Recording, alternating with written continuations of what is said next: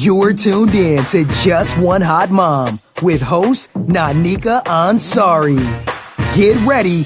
She's about to bring you that fire, that flavor, that heat, all that passion, and more from around the world and in your neighborhood. Stay tuned. Hey, hotties, it's your girl Nanika Ansari here of Just One Hot Mom, and it is a beautiful day. We're going to claim a beautiful day because it is. I woke up this morning, I've started on my day, and I am so excited because this month, if you guys haven't noticed, all of my shows have been centered around sisterhood. And so just bringing our sisters together, supporting one another, fixing each other's crowns the right way. And so I thought, who else would I want to bring in to talk about sisterhood? And so today's show is called A Sister's Love. And I have with me LaTasha Summers of the Cierra Summers Foundation. Hi. And so we're going to talk today about a sister's love. What do you do to keep your sister's legacy alive? And so I'm going to let LaTasha inform us about that because she is experiencing that. So can you tell us why you started the Cierra Summers Foundation? In 2014, April 23rd, I lost my sister to breast cancer.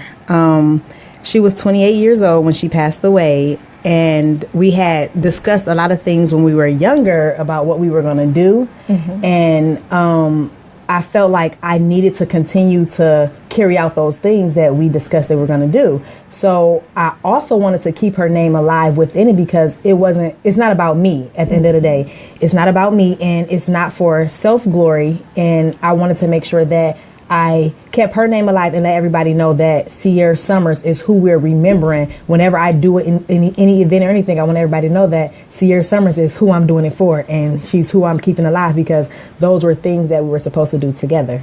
Okay, so can you tell us about Cierra? What was she like as a sister? Cierra was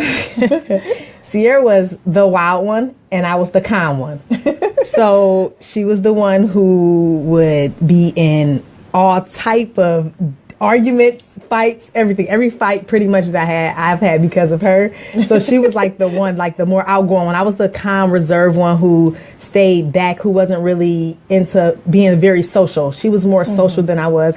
But as a sister, we had like the tightest bond. You couldn't tell me nothing about this girl. I don't care if I seen her do 10 things wrong. You cannot tell me that she did nothing wrong. I can say that she did something wrong, but nobody else can. That's how I am with my sister. Like, you ain't gonna tell me my sister is wrong. Exactly. She could be wrong, dead wrong, and I know it. But no, you cannot tell me that my sister is wrong. So she was like, but she had like a really big heart. No matter how wild she was or the attitude she had a huge heart. Like her heart was so big. And sometimes I feel like her attitude made people overlook the big heart that she had. Oh, I think we had a lot in common. So Cierra is your big sister. So your big sister, you guys have major plans for what you want to do with your future. Yes. And then she gets this diagnosis. Yes. How was that to hear that your sister had breast cancer? And what were the action steps you guys took? So it's kind of funny because the year before she got diagnosed with breast cancer, this is when I found out I was pregnant with Ashton. Mm-hmm. I had, my boobs were sore. Mm-hmm. So I thought that I had breast cancer because my grandmother had breast cancer, but she's a survivor of breast cancer. Mm-hmm. So I thought that I had breast cancer. So this was literally a year before in April when I found out. So a year later came around and she found out that she had breast cancer. She had a lump. She didn't want to go to the hospital. Her friend ended up talking to her going to the hospital. So, cause she's stubborn. So she ended up going and she was at stage 4. So when she called me, she's like, I had breast cancer. I'm at stage 4, but she said it so calm. So I'm thinking it's a prank me or something because it doesn't seem real. Right. Here it is. Calm? Who's calm? Yeah. When you hear something like that. So at this point I lived in Parma and she lived in, on 185th. So we were like a distance away. So she got serious behind it and started crying, but she still didn't seem convincing me. I'm just like, she's just being dramatic. Like it's probably one of her dramatic moments. She's not really for real. So the next day I actually came to Cleveland and I went and sat down with her. And then I found out that's when she told me, like, you know, show me the paperwork. Like she really was at stage 4 breast cancer. So I'm like, okay, so what's now? Like now I'm panicking. I'm in panic mode. Like what's going to happen now? And I started thinking like I have to remain calm for her. Because if I'm I'm going all out of control, then she'll go all out of control. So I had to get myself together real quick. So we sat down, we talked, and she's like, well, I'm not having any surgery. I told her she's stubborn. And I'm like, you are. If you need it, you're going to have it. She's like, I have a plan. Like, she's going to make you, like, she's going to be the big sister to Yes, like, I'm going to be the big sister. You're not going to tell me what to do. So she ended up going through chemo. In October, she got her breast removed. In October of 2013, she got her breast removed. And they thought that all the cancer was gone. All of it was going out of her breast. But at that point, she had already had cancerous tumors on her spine. Okay. But they didn't find that until January of 2014. So once January hit, everything went quick. Because January came, she found out I'll never forget, it was Martin Luther King Day. We were at skating, because I think it was like $1.50. We were at skating. It's always a special on Martin Luther King Day. She was saying that her back hurt so bad. So I'm driving. She's in the car behind me, like in the seat behind me in the car. And she was saying that her back hurt. And I'm like, Cierra, you being real dramatic. Now I'm frustrated with her because, like I said, she's very over dramatic sometimes. So I'm like, Cierra, you being dramatic, stop. So that night, I left her at my mom's house, went home to Parma, and I got a phone call at 2 o'clock in the morning that she's in a hospital, and they found the cancerous tumors. I never would have thought that this is January, and in April of the same year, 3 months later, that she would be gone. So I started to think about everything that me and her talked about, like everything started to come into mind that we ever talked about, even boys that we liked. I started thinking about everything. And the main thing that I started thinking about was her babies, because she had 3 children. That was my main focus. Those babies was like the main thing on my mind. And see, when we first met, we met at like a mommy meetup and a gathering. You were first you just said I have 6 kids. And I was like, oh my God, like, you are so young. Like, how are you doing it with all these kids? And so then when you told your story, and I was like, wow, that's some incredible strength. You were like, so I'm going to let Cierra tell the story, but I just wanted to say, like, you have some incredible strength. You're like, okay, I got to think about my sister, my best friend, the person who I tell everything to in the world has this diagnosis. We get through one step of it, and then boom, something hits us again. And this is all unexpected. I'm sure, like, at 28 years old, I'm trying to remember at 28 years old what I was like. Like, I wasn't thinking about breast cancer or any disease. At 28, I still think I'm invincible, right? You know what I'm saying? Like, I have a lot of life to live, and I have kids, and I have a life that I'm planning on, and I'm planning on doing stuff with my sister. So can you tell us like a little bit of insight into her? Like, how was she doing her? Because I can only imagine, like, you're scared, but she still is making a plan to do all this stuff. So are you meaning like while she was sick in the hospital? Okay, so while she was sick, it's so amazing how God works. When she was sick, she started to make right with everybody that she had issues with. So that right there was really what started showing me my strength, because here my sister is there. She's in hospice, but she's calling people that she haven't talked to for years to apologize for whatever the problem was. So I watched her go from this super healthy person to this person who's has been diagnosed with breast cancer to having her breast removed to now she's bedbound, because once she had the surgery on her spine in January, she became paralyzed from there on out.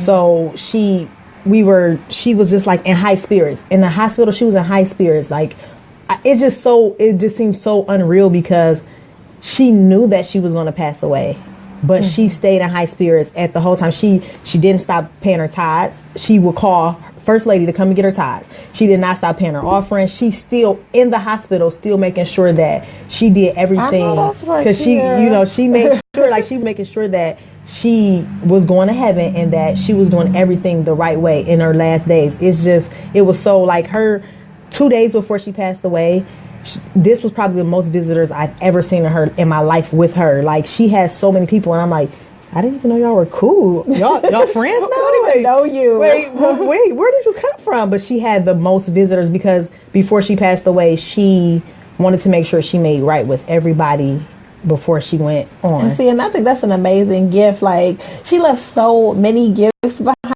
Like, that's something amazing to get somebody to be like, you know what, okay, despite the fact that we wasn't cool for a while, I'm telling you now, like, we straight. We cool. We're going to be all right. Because you never know who needed that forgiveness and who would have never gotten it had she not reached out to them. So, wow, that is just amazing. So, let's get to the kids. So, Cierra passes, and she has 3 children.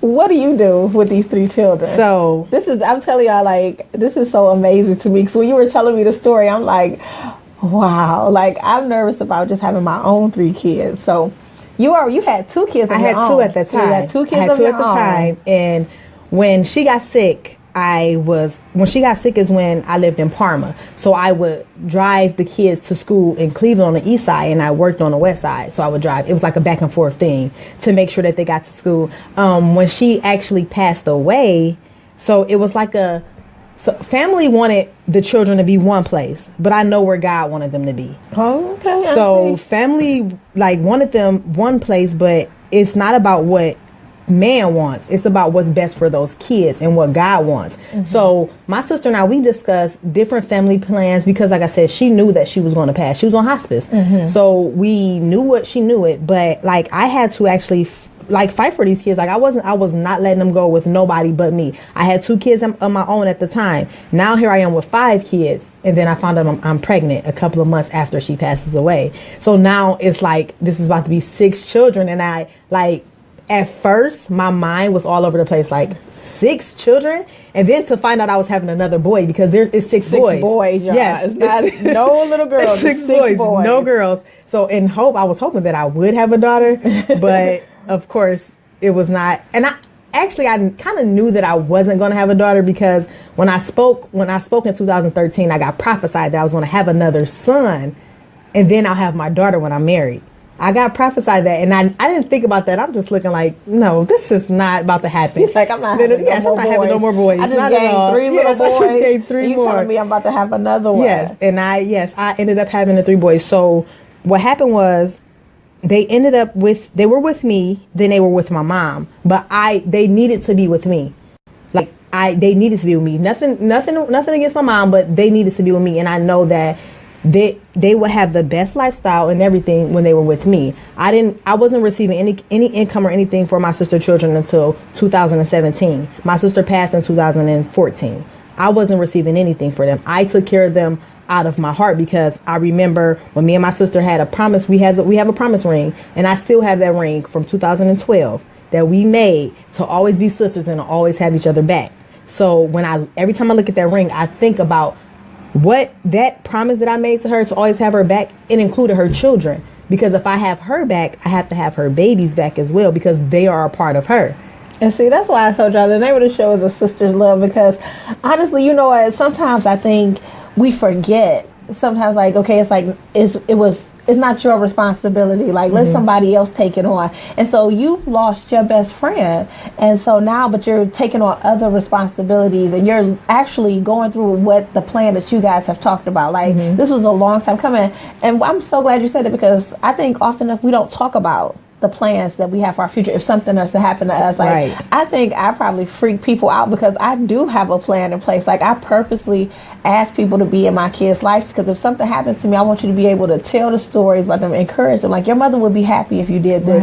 Right. But we all too often, we hear all the time, we're raising money because so-and-so wasn't able to be buried, and we don't know what so-and-so would have wanted to do. And families get big arguments about these things, but because you and your sister were able to have these conversations, even before she was diagnosed, you guys had a plan in place for what you guys wanted to do with your lives, and you knew what that looked like.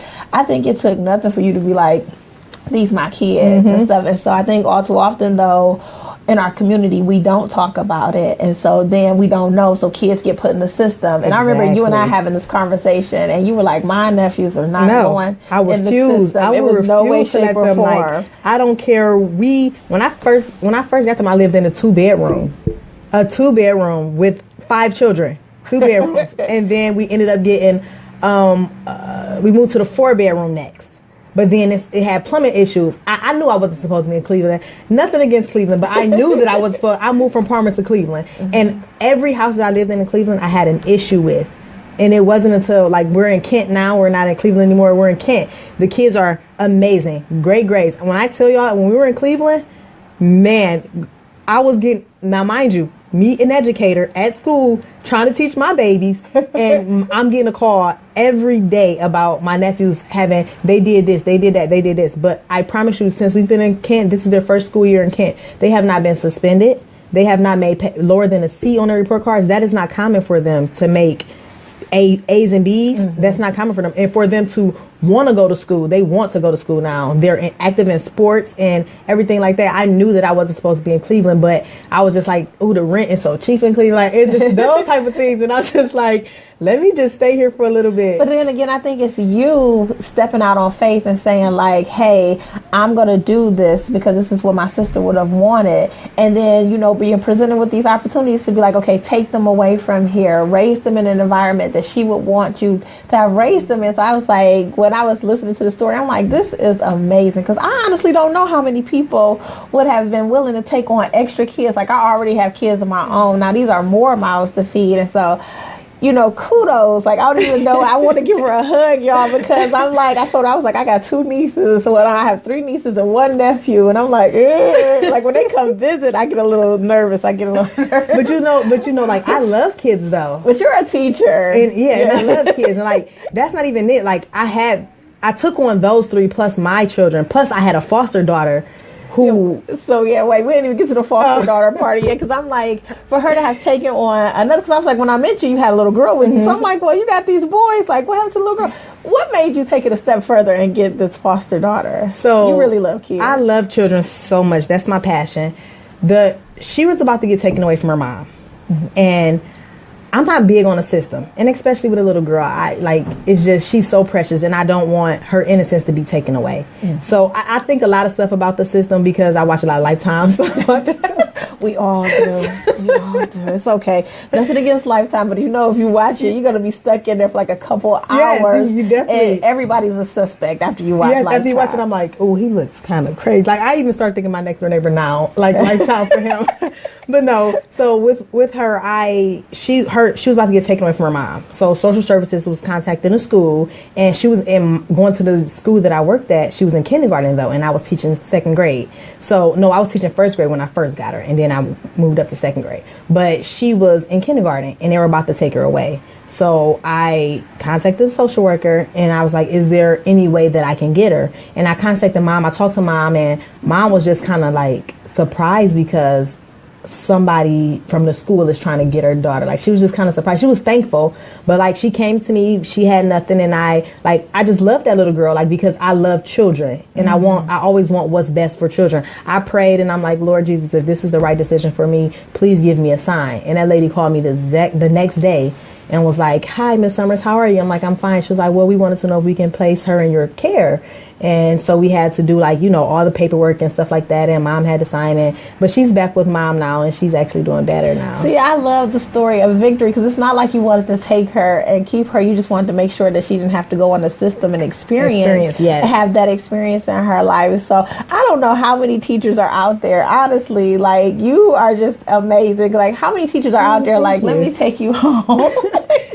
I know some parents who are like, you could have her. So, you know what I'm saying, for you to just have all these kids. But then I was we were having a conversation, I was like, the Cierra Summers Foundation isn't a normal cancer foundation like people would think. Like, I was like, it's very rare to hear you talk about like a cancer cause. You're more about the kids. Can you tell us why you decided not to reflect on raising money for breast cancer or any other type of cancer, but you decided to stay focused on taking care of the kids? So growing up, Cierra and I had talked about youth stuff. We talked about how we didn't have anybody that we can go to as youth. We didn't have any programs that we can be a part of or anything like that. So we wanted to talk. We talked about how we wanted to make programs when we get older. We wanted to have programs for the youth. So when Cierra passed away, I felt like it's only right for me to carry out everything that we discussed. It's only right that I carry out everything we discussed. We talked about having our youth. Our focus more so, growing up, I always thought that I was going to do something that had to do with girls. I always thought that I would be a mentor for girls. But I ended up with all boys, and now my passion is for boys. It's kind of like God works in mysterious ways. Like, it's kind of weird, but that's just what my passion is for boys now. Like, I am in a process now of starting how girls have their girl talk. I'm in the process of starting boys talk. Oh, that is such a need too in the community, because all too often we hear about girls talking. Like, even I work with mentoring young girls, and so people always ask me like, well, what's out there for the boys? What's out there for the boys? And I'm like, it's so hard to find a good program for boys and for it to be sustained. Like, it's for it to be sustainable, to have men actually want to come and keep it going. So, okay, so tell us about that. What do you have? So I'm actually going to do, it's going to be called Building Against the Odds, and that is for ages 5 to 8. Then we're going to have Building Against the Odds. My mind just went blank. It's okay. It's pretty much young men. We're going to try to uplift, inspire, and inspire young men to do the right thing. So we're going to try to start with the babies. Early. We want to start now with the babies. We want to start with 5 to 18, because 5 is when they need to start getting molded. And even 3-year-olds, because I have a 3-year-old. So I look at my 3-year-old and I look at some of the stuff he only do what he see. So it's like, if you start molding a 5-year-old, a kindergartner, at the age of kindergarten, you start molding some of these things, because that's the problem I see a lot with, because like I said, I came from being an educator. The problem that I see a lot with the youth is that molding from the younger ages is what they're missing. So when they get into 5th grade, they're already disrespectful, or they're already set in their ways because they didn't have that molding at a young age. So I'm actually in the process of getting a couple of men, and we're going to I'm going to be like a mother figure. I already gave the name Mama Summers. My kids gave me that at work. So we're going to get a couple of men, and we're going to start having programs at the library for the children. And it's going to go under the Cierra Summers Foundation, because, the foundation is already a nonprofit. So it's going to go under the foundation, and I'm going to have some men, and we're going to start molding these babies, because it's a lot of crime out here now.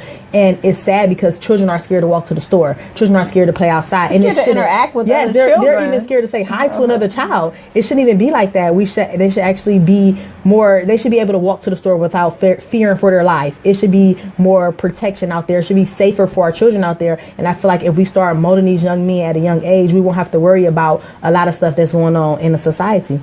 And see, I totally agree with that. I think right now, because we don't talk to our kids, we simply, like, a lot of our stuff, like, somebody was telling me, you don't have to teach us math, just YouTube. And I'm like, it's that interaction, that personal interaction we're missing, where the kids, they don't learn anything else but to go YouTube or to go Google anything. They don't learn the actual steps on how to solve a math problem, or how to even coping skills. They don't learn that, because we're just telling them, like, you can Google it, we can ask Siri now. And don't get me wrong, I'm always, I'm a friend of Siri, but it's because we don't communicate with them. And so when you don't teach a person how to communicate, then it's like, when I'm angry, that's all I know. I don't know that I'm supposed to calm it down, and I'm supposed to bring it back, and I'm supposed to, relax it, because nobody's ever told me that. And so I'm excited that they always need that extra hug. If you think about it, like, that's what some of them are missing, that nurturing from a parent. Like, it's a lot of absent parents in these children's lives. Like, and I'm not saying that don't go to work, but I'm saying, like, they are missing that piece of spending time. I had to go from 2 children to 6, and I had to learn each child's likes, each child's dislikes. I had to make time to spend time with each child on their own. So that's what I think helped make them how they are today, because like I said, they were. I'm so glad you said that. Like, she is breaking chains for us today, y'all, because some people don't realize that like all kids are not alike. Like, there are different personalities, and we think that everybody is uniform up until they get to the age to be able to make their own decisions. But that's not true. Like, every person comes out different, and they require something different from you as a parent. And see, once you adapt to that, I think you can realize, like, okay, my child is struggling in these areas. I have a big issue with people claiming IEPs for kids, because I think that sometimes it just requires a reprogramming of the parent to recognize that your child is just different. She's not like my 21-year-old is not like my 14-year-old, is not like my 5-year-old. Even in their stages where it's like when my daughter was 5 versus my 5-year-old now, they're just different. So once we as parents take that responsibility to say, hey, you're different, and I have to treat you differently, then I think it'll be a much better world. So I'm so excited that you are going to have these men actually teaching these young boys that, we're going to accept you for who you are, where you are, and learn about you. And the fact that you have 6 kids and that you're able to do that, Are you tired? Sometimes, yes. I'm glad that you bring up IEP because I have 2 nephews that were on IEPs. When they were in Cleveland, they were on IEPs. One of them was in a self-contained classroom. I didn't agree with it, totally agree with it, but he's in Kent now. He's in Kent schools. Change of environment. We do our journaling. We have Truthful Tuesday where we talk. Everybody get to say truthful stuff that if somebody offended them or anything like that. And I feel like those type of things help them. So now that he's in Kent schools, he's not even in the IEP class anymore. He's not in the self-contained classroom. He's in regular gen ed classes. He make A's and B's in gen ed classes. The other one that was on IEP, he's not having a behavior issues that he was having or any of that. So I feel like is when I learned them individually, because we had to get away from everything that we were familiar with for me to learn them individually. So once I learned them individually, that IEP stuff, I'm not a big fan of that because they're quick to say IEP, they're quick to say ADHD. Those are the 2 that they're quick to say. They said that my nephew needed Ritalin for ADHD. I was not a fan of that. My sister had him on Ritalin here and there. I did not. No, he doesn't need Ritalin. I'm not going to give him Ritalin, and he has not gotten in any trouble. He has not had any behavior issues. He's not hyper, any of that, because I got him in sports, and I found out who he was, what he liked to do. So, like, I'm glad you brought up IEP because that's... No, but I'm super excited about that because, I mean, there's nothing wrong. Like, I don't want people to get offended. Like, when my kid is... please don't. Don't get offended, but it's just a matter of, even if you're a working mom, because I work, and I tell people, like, I work, like, 3 different jobs. You know, I still have to, in the back of my mind, be like, okay, be aware that I still need to be a parent.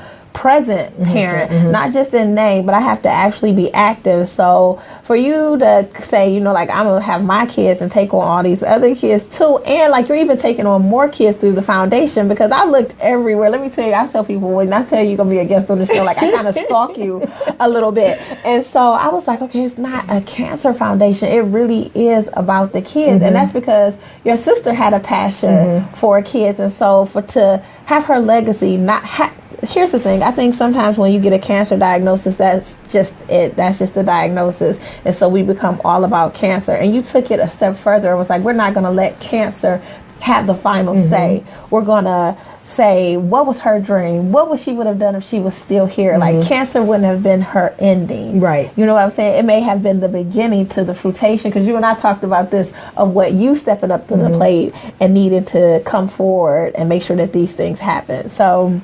here it is. We have the Cierra Summers Foundation. We have you running it, and we have the kids. Are we going to break? You guys, we're going to take a short break. We'll be back momentarily, and then we're going to get into how the kids are active in the foundation. So we'll talk to you in a minute. Stay tuned. Hey, hotties, welcome back. This portion of the show is brought to you by TLC ISO Detox Tea. If you want to lose 5 pounds in 5 days, contact LaTasha Ogletree at 980-248-4352. That's Natasha Ogletree at 980-248-4352 to lose those 5 pounds that you need to do before the wedding in 5 days. So, you know, everybody always has that. It's always that last 5 pounds you can't get over. This detox tea is going to give it to you. So, we were talking during the break, and so we want to go back to before Cierra's passing and preparing her kids for that. Like, in that instance, because you, as an adult, you know what I'm saying? Like, you're like, okay, I'm going to have to go through the grief process. But being strong for them, how was it? How did your nephews deal with that and learning that their mom has this diagnosis and that she might not be around? At first, they didn't really understand. The oldest one, he understood. And I feel like that's more so when all of the issues in school, when they started to act out in school and everything, I feel like that's when they started to cry out for attention in a wrong way. Okay. So they were like, you know, my mom is sick. Who's going to be that person that's going to show me that motherly attention? Who's going to discipline me? Yes, like, I can get away with anything I want to get away with, because they knew my sister didn't play. Like, I was more so of they called me the drill sergeant auntie because I was military. So I'm push-up position and stuff like that. My sister was the one grabbed that belt. They hate whoopings more than they hate push-up position. So do you blame her? So they were the oldest one. He understood what was going on. He knew that his mom was going to pass away, and he knew that she was in the process of passing. The younger two were just like, more so, I'm just doing whatever. I don't, it is what it is. But when she actually passed away, the older one, he was the one who actually found her, because she came home a week before she passed away, and or maybe 2 weeks before she passed away, she wanted to pass away at home. So he found her that morning when she passed away on April 23rd. He found her not breathing. And I had so many thoughts, like, how was he going to react to that? You know, it's a 10-year-old little boy. How's he going to act to finding his mom, and and stuff like that. Some adults can't deal with that. Yeah, some adults can't even deal with the fact of their mom passing. He actually was much stronger than I thought he would be. So he had a couple times where he was like, wake up in the middle of the night, and have his dreams, but he was actually stronger. And I started talking to him about praying, because he was 10 at the time. So I had started talking to him more about praying, and the stuff that he needed to start doing with himself, because he's 10. So I think that when he started praying is when he started to really understand that, and there was a sense of peace on him. See, I'm so excited. So I'm excited for the kids, because you're keeping her legacy alive by doing what you guys talked about and by having them be a part of it. So how are you incorporating the children into the foundation? Everything that I do, those children have a say-so in.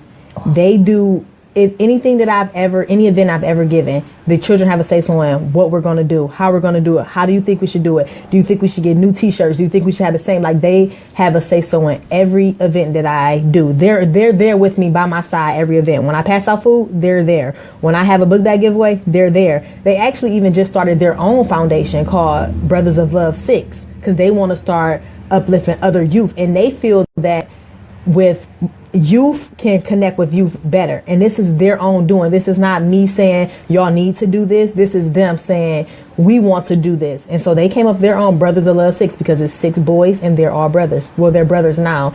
And it's called Brothers of Love because they're brothers from love. They're not biological brothers. 3 are brothers and 3 are brothers. So they came up with their name, and it's called Brothers of Love 6. So they're actually... I'm having them on the show. If I would have known, I would have had the Brothers of 6 come on today. But I think it's because you and Cierra planted a seed. It was a team effort. You guys planted the seed, and now it's just like Cierra Summers Foundation is going on, but now we have them coming up too. So her legacy is getting so much longer, so much greater than I'm sure you probably ever. Did you ever think that it would be this much stuff going on? No. You have a lot of events going on. No, when I every time, when somebody come you're so amazing, and I'm just like, I'm just doing what I'm called to do, and I don't look at, but I never would have thought that it would grow to be like this. I never expected it to be where I'm doing annual backpack giveaways. I'm doing annual things. I never would have thought that it would be like this. And the turnout is always big. It's never like a small turn. I never expected it to be anything like this. I just was like, I need to keep her name alive. And I promise you, I was nervous at first, because I'm like, I'm not the one who's who's going to show up, and I'm not the one to just go out and just be talking to everybody like, hey, everybody, can you, that's just not me. I'm more so reserved. I told you at the beginning, I'm more so reserved, but it's that pushed me to be more outspoken and to interact more with people and stuff like that. So your sister, she's still the big sister, even in death. She's still making you do what she wants you to do. She want me to do, yes. I'm sure, in life, she was probably like, okay, we need to do this. This is our plan. Let's get everything in order. And you're going to have to come alongside me and do this too. And, it's just amazing to see that even in death, that your sister can still be there. I'm sure she is still cheering you on, yes, you got this. Do this. The boys are right by your side, and I'm watching everything from heaven, and I'm telling you, y'all got this. So I'm excited because you have a few events coming up in Cleveland next week. But before we talk about those, I wanted to talk about you a little bit, because it's a lot going on. You have a new family created. You started a foundation. You're still working, and you're doing all these events. How do you take care of LaTasha? That was the struggle at first. That was really a struggle at first. But so because the 13-year-old, he's older, he's able to babysit. So I'm able to have my free time. I have my own bathroom in my room, so I'm able to have my prayer time in my bathroom. That's a mommy must. I don't know, if you are a mom, you're able to ever get your own bathroom. That's like a must, especially when you have boys, especially with boys, because I am oh, your bathroom, they get so mad at me, because if their bathroom is not clean how I like it, you have to get the toothbrush and you have to clean the side of the toilet. That's that military. Yes, but so I had to learn how to make time for me, because everything I did was always me and those children. Like, even still, when I do stuff, you still see me. I tag those 6 kids everywhere I go. Still, every time I see you, that's why I'm like, how does she self-care? Like, when is she alone? So that's why I wanted to do, for you to tell and encourage other moms that it is possible. Because I know a lot of moms out there who have a lot of kids now. We don't think so, but they do. And so I wanted you to give us advice on how they can self-care for themselves, like how to find and capture time alone when you have 6 other people living with you.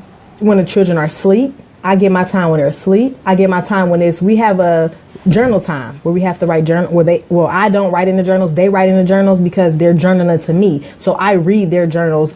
We do it on Mondays, and then I'll get it back to them by Friday of that week so they can have time to respond to me by Monday. They'll have their thoughts together Monday, what they want to respond back to me. But while they're doing their journaling time, whenever they're doing something is when I have to find time for myself, because time for yourself is very important, because it helps with your mental, with you being mentally, like, you can start thinking crazy thoughts if you don't have no time for yourself and you're always on the go. You have to have time for yourself, and not even just mentally, spiritually. You have to make sure, because if you don't have that spiritual time by yourself, then you will lose that connection with God. For a minute, I was like, man, I feel like I'm not praying like I used to. And I had to do a self-check for myself. Like, I had to check myself, like, wait, you have to find time. You have to actually, so that you have to sit down and evaluate your life and see what's going on. And I was never a planner. I was just a person to go with the flow.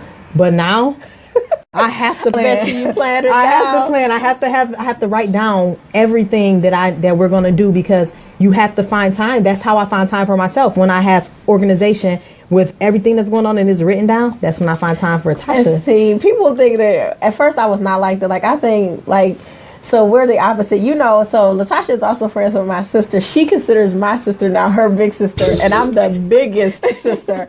So, she's real organized. Yes, she's very. So she's just like, everything is planned out. And I'm more like a flower child, like, whoa, whatever, just go with the flow.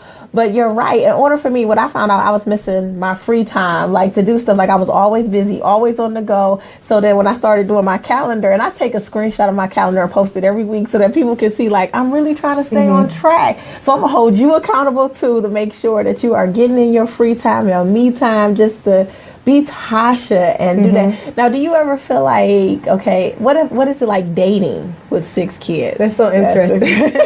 You should have known that question was coming. That's so interesting. So I was nervous to even date with 6 kids because I went from having my little smaller sports car to now I have a soccer mom van. Like, it's cute though. It's cute. I went from that, so I always was like, oh man, I'm not about to pull up nowhere with a soccer mom van. But then I had to get in the back of my mind, like, you're good, like you're Tasha, you're good. You can pull up wherever you want. It doesn't matter what you hop out. So dating is like, it comes with finding time for yourself.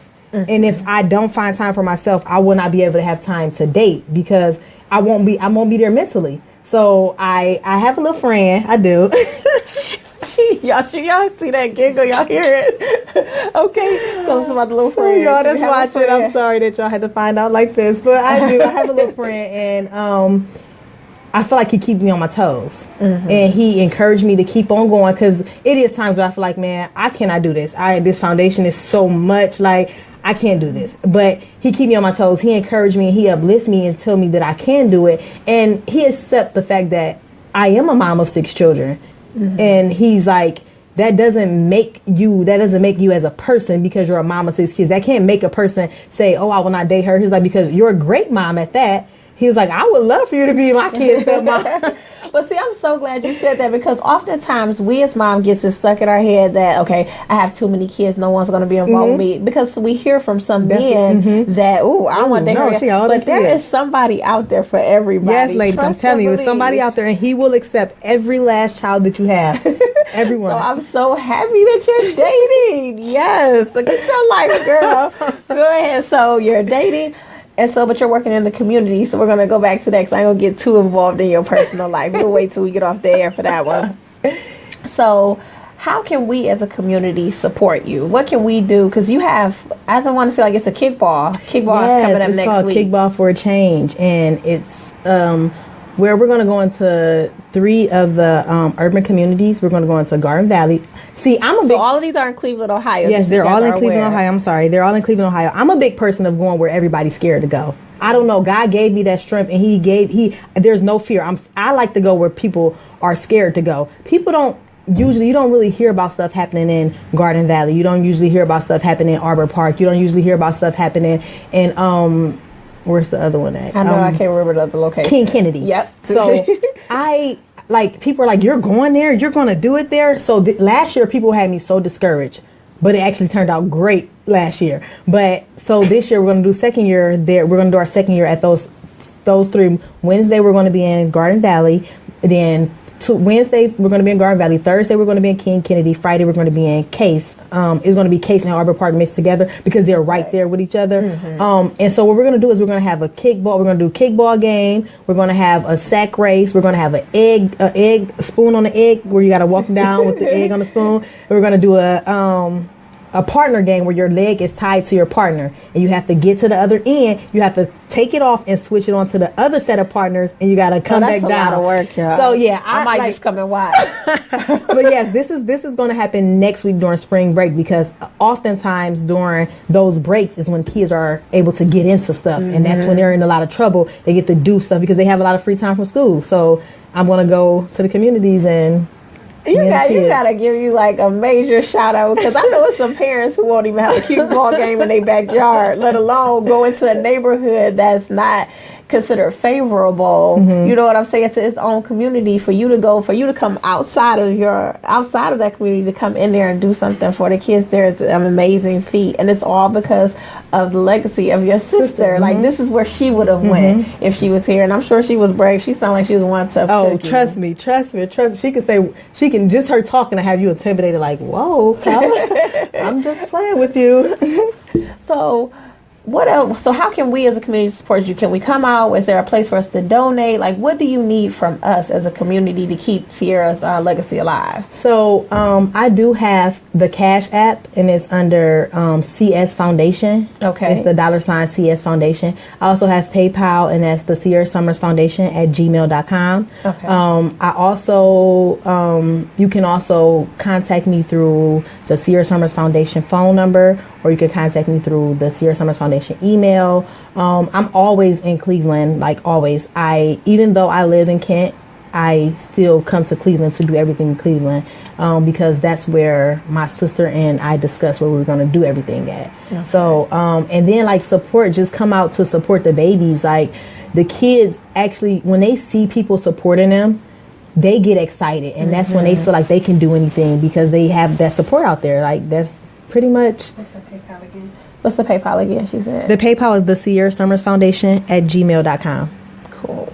So we're going to be dropping that information along with the description of the show for the replay, so that all that information is out there, so that if you want to give or connect with LaTasha, you can.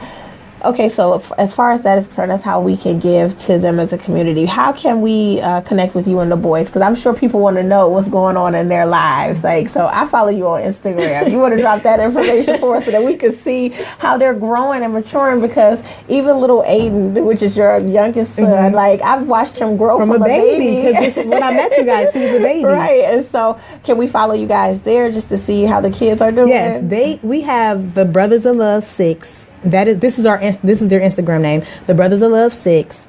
I am only one LaTasha S, and that's my personal Instagram. I also have the _Cierra _Summers _Foundation. That is the foundation's Instagram name. They also have a Facebook page, which is the Brothers of Love 6 as well. And you are busy. You know how hard it is to run a social media? Oh, trust me, I know. I know. And Aiden has a page, and his page is called Aiden Summers. And I'm on his page now. He is the most adorable little guy. I swear, he's so cute. He's the boss of the house. He has the most energy. He's like the boss of the house. Everything has to go through Aiden first. So can you give us some advice as parents? Because you just brought up a minute ago, like, when the kids see you show up. Can you tell us as parents how important it is, what impact we make? Because sometimes I think people are like, you having another school event, like, I'll make the next one. Can you tell us what it does in a child's life as far as their education and their mental when parents actually show up for them? So I can speak from personal experience. As a child growing up, I ran track and I did other things, but I never had nobody come to a track meet. So it kind of made me feel like I'm not good enough because I didn't have that support. I see all of my friends and all of their parents are there supporting them, but I didn't have that support. So when it actually affected me as an adult because I feel like, oh my God, if I get this started, who's going to support me? I didn't have support growing up. I'm not going to have support. So when my children, they all play basketball. So I'm at I know nothing about basketball, literally nothing about basketball. But I am at every game and my children play their heart out just because I'm there. So if I say, oh, I don't know if I'm gonna make this game, the face is disappointment on them. And I feel like if we don't support our children, they'll find somebody that will support them, and it may not be the best way because that support that they're giving them, they might be leading them down the wrong way. So we have to make sure. I know that we're busy, we have jobs, we have everything going on. Trust me, I know. I'm one person that really knows. Right? I am You're pretty busy. But I have to make sure that that goes with planning time and making sure that I have, when I'm organizing my time, I have to make sure that I'm planning time around their games, because I have them in band, they're in choir, they're in basketball, they're in so many things, and then they have the Brothers of Love. My 3 kids to shame. I'm like, oh, I'm tired. We going where else?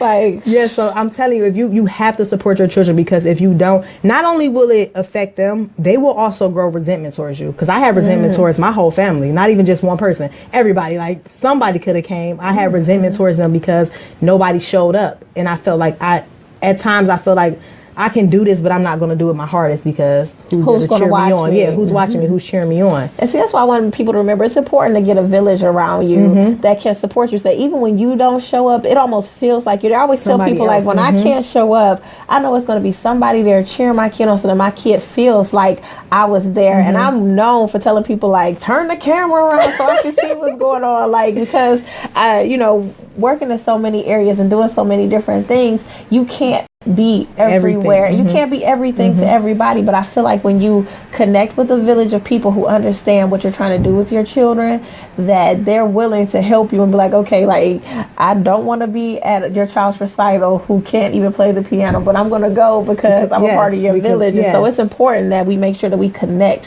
with people like that, because it takes a village to raise a child. It definitely takes a village to raise a child. Like, I don't care, single parents, yes, we are doing it. We are doing a thing, but we always need somebody, whether it's just for somebody to pray for us or to pray for our children or to give us advice about a situation. We always, because it really do take a village to raise a child. Because you don't know everything. Yes, you do not know everything. Once you click that in your head that you don't know everything, it's so much easier to accept help from people. Because I think the moment that you think, I got this, I don't need nobody, is when you fail as a parent. Yes, exactly. Because I can tell you right now, I used to think like that, like, oh, don't nobody got to help me. I don't need help from nobody. And I was like, oh my God, I'm so tired and I'm so mad at the world. And I became a much happier person when I was like, whew, help me. Yes. I can't show up to everything. Help me. That was me. I'm telling you, that was definitely me. My sugar is Greg's, my oldest son's godmother. I call her my sugar. She called me Sweets.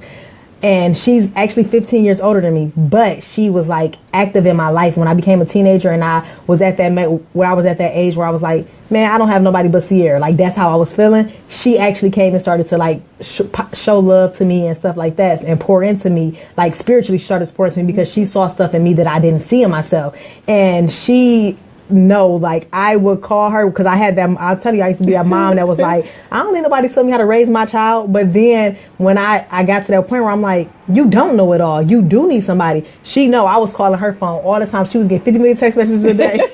It had slowed down, but she was getting them because I'm like, I need understanding. Help me get this together. How do I do this? How do I do that? And it's because none of us want to do life alone. Life isn't meant for you to do by yourself. It really is not. And once you accept that concept that I don't have to do it alone, like, see, I think people look for support from people who you know aren't going to give you support, but you're just expecting it because, oh, you're my sister, or you're my brother, or you're my cousin. You're expecting that support, but you're not going to get it from them. And once you see that, like, okay, I'm not going to get it from you, you go find your real tribe. Your real tribe will be there no matter what. But you have to first make up in your mind to not place your expectations on people, but to be like, okay, that's just what you're here for. You go show up sometime and grab a plate and leave, and that's all that we can expect from you. And that's it doesn't even, and it don't even have to be real family, because majority of the people in my tribe are not even blood family. They're not even family at all. So it doesn't even have to be family. But you become a family. Yes, you become a family through love. See, I like that. So if you wanted the listeners and even myself and Robin in here to remember something about Cierra, what would be the thing that you would want us to remember about her? Like if you were just writing us a letter about Cierra, what would be the thing that you would want us to remember, to hold on to? That she had a big heart and that she had a passion and a love for the youth. No matter what, her heart was so big, and her giving back was something that she always did. We had nothing. I'm telling you, well, we had, now I'm not going to say nothing. We had a little bit, but even in our time when we had a little bit, she would make sure that she would still share that little bit with somebody else. And I feel like that's very important for people to remember, because oftentimes when we have stuff, we hold on to it and we're like, no, this is mine, I don't have. And I feel like that's why she was so blessed, because of when she had her little. And I feel like that's why I'm the way I am, because I watched her. People don't know the stuff that she did behind closed doors, because it's not for her to put it out there in the open. She blessed so many people behind closed doors. And I want people to know that it doesn't, when you have what you have, is not only for you, it's for others. And that's something that she taught me, is that what I have is not for just me, it's for other people too. Like my wisdom, she always tell me all the time as a young girl, you are so wise, you're so smart. She like, you had to start teaching these people out here, younger girls, because we thought that my passion was going to be and my calling was for girls, but God showed us that it was definitely for boys. Yes, he had other plans. He showed you out 6 different ways. Yes. This is the other plan. I'm so glad that you were able to come in today, and I'm so glad that we were connected and this was able to wrap up this series, because I was excited to do a series on sisterhood. It all started with that Black Panther sisterhood. And then, as the more I started to talk to people about like, what is your version of sisterhood and what do you think it is, the more I discovered like people didn't know what it looked like. And so I'm like, well, let me show you what it looks like in so many different forms. So I'm glad that you were able to come on today and show how that even through death, your love can still be extended. Like death don't stop you from being sisters. It don't stop her from being bossy. Do it, girl. So I'm glad that you were able to come on today and to share that. And the fact that we got to talk about was like, parents, pay attention. Like it takes nothing for you just to make sure that you're there for your children. And I know it seems like I will go get heard back from people like, well, I have to work, well, I have to do this. And it's not calling you a bad parent. It's just saying that we have to make time. Everything in our lives we have to make time for. And trust, it's 24 hours in a day. I probably sleep for 2 of those hours. Agreed. Agreed. I am the best 10-minute power napper I know right now. I could be under the hair dryer, fall asleep for 10 minutes, get up, and I'm ready to go all over again. It's just a matter of organizing your life, like you said. But I'm so happy that you are able to be in these boys' lives and that you're extending that not only to the children in your family, but to all the other children around there. So is there any like quote or any last advice you want to give us? I didn't prepare her for this, y'all. Not at all. My only advice would be, no matter what you're going through, no matter what it looks like, just step out on faith and God will see you through the rest of it. Because like I said, when I stepped out on faith with starting this foundation, I had all type of thoughts like, oh my goodness, is this going to grow? How is it going to be? But no matter what, if God planted that vision in you, you need to go ahead and carry it out. And see, I'm so excited because that's what we want to end on. It's like making sure that you push through whatever it is you want to do. Like life is complicated enough, and you make it even more complicated when you decide to not step into your destiny. If I haven't learned nothing in this whole topic of sisterhood, is that it takes your sister sometimes to push you along the way, but it's up to you to finally step out and to claim what is yours. We all have something that is ours. And if I haven't learned anything else, is that my sister pushes me the hardest, and sometimes it causes me to push myself out. Last week I was in the middle of doing some squats, and this is how we're going to end it, y'all. I was doing some squats. I gave myself my own squat challenge, and in the middle of it I was like about to die, and I was like, no, I need to make it through. And I could just hear in the back of my mind all my other friends and all the other women in my life pushing me on, and then I started to talk to myself, but I was on live and didn't realize it. And so this lady was like, you're talking to yourself. And I was like, yes, but I just started to encourage myself. And the reason why I was able to do that is because of my tribe. It's because of the sisterhood I have around me. I know that they would be there cheering me on if they could have been there in the physical. So in my mind, I was like, you could do it, Nick, you got it. So I want to keep encouraging you, Tasha, like, you got this, you can do this. And anytime you need any help, please feel free, to tag me or to tag my sister. I'm gonna put my sister out there because she just said hello to us, just to keep on pushing forward, because God's plan for you is so much greater than you could possibly even imagine. And I know that he's revealed that in my life, and he's doing it in yours. So hotties, I hope that you guys have an amazing weekend, that you guys just keep pushing through whatever it is that you're going through, to remember that those people that are there cheering you on, even if they can't be there in the physical, that they are there and present with you. You just have to feel their presence. They're there telling you that you can do it, you can make it. Please continue to follow me and the hottest kids on all my social media at Just One Hot Mom. I promise that we are going to encourage you. We are wrapping up our Women's History Month. We're wrapping up our versions. Like every day this month, we've had a quote from some different woman in our tribe or outside of our tribe to show people this month. And you can check out the blog at justonehotmom.com and continue to tune into elevationsradio.com, where we will continue to give you all that fire, that flavor, that heat, that sauce from around the community and in your world. So you want to take us out, Robin? Guess what, ladies? You've been tuned in and you've been elevated. Talk to you soon.